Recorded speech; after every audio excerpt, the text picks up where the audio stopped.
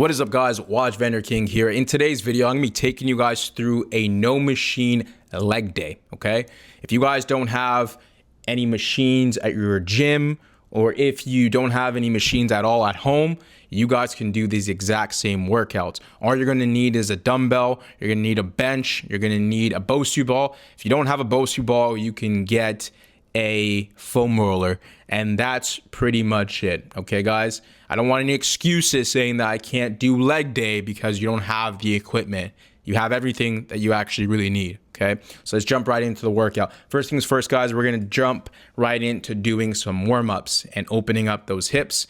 I like to do these lunge to rotation in order to obviously get my spine moving. We also want to make sure that we're doing these warm-up because we want to make sure that fluid gets to the knees and the knees get warmed up. Okay, next warm-up that we're doing is just some kicks, some high kicks in order to get those hamstrings going.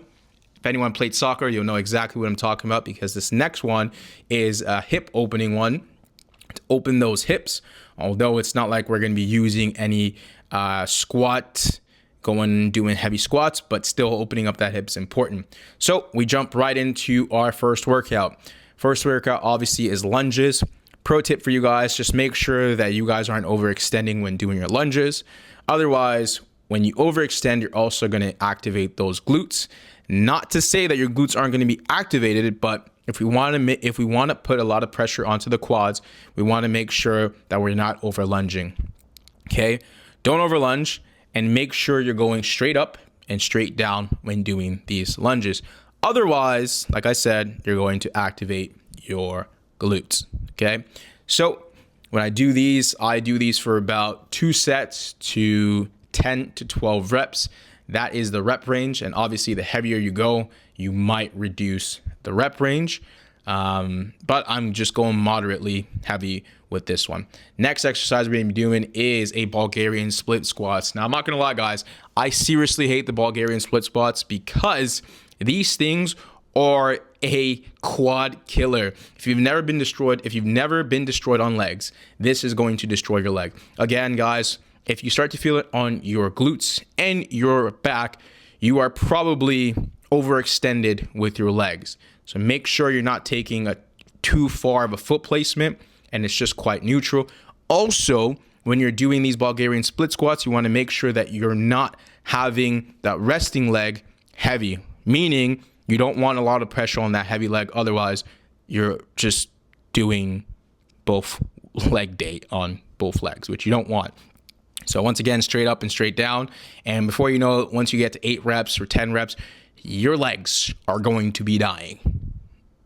Seriously. So we do 8 to 10 reps to 12 sometimes. And we do that for about 2 sets. Then this is one of my favorite parts here, guys. Since my gym here does not have a Smith machine, you guys could do this with a Bosu ball, like I said, or if you have a foam roller or anything cylinder, you guys could do this as well. It's just your regular squat. As you guys can see, my quads are on fire. Take a look. I'm going to zoom right into it. But yeah, guys, we're going to be doing this one for about 3 sets, and we're going to be doing it for 10 to 12 repetitions. Try to get as low as possible, almost at a 90-degree angle with your legs. As you can see over there, I'm pretty much 90 degrees when I'm at the bottom position. And yeah, guys, this one is going to be pretty effective for your quads, so make sure you do that. Next, we jump right into doing some goblet squats, elevated heels. Okay, guys, the reason why we're doing elevated heels is not because my ankles are brutal. It's just because I want to make sure I get in the hole as much as possible and get enough knee flexion during the depth. So I would recommend taking a narrow stance, really emphasize that pressure on the quads. Then we jump straight into doing some RDLs, guys. Pro tip here, as you guys can see, my legs lifted or my foot lifted over there. You want to make sure you're placing that pressure on your heels and not your overall front foot. Probably, I want to say 70-30. Simply because obviously we're trying to target our hamstrings. So make sure you're targeting and placing pressure on your heels. And also, guys, make sure that dumbbell is right in front of you, not too far in front of you, right directly in your shins. And yeah, pretty much that's it. Then, guys, we finish up with some Nordic curls. If you guys don't have a hamstring curl, you guys can use one of these.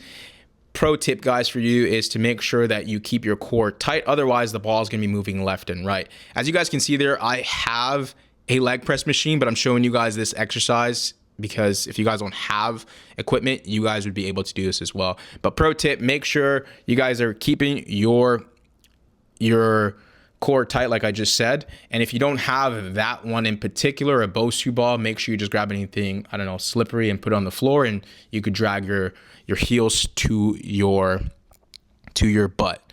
So that's pretty much it for the video, guys. I hope you enjoyed that video.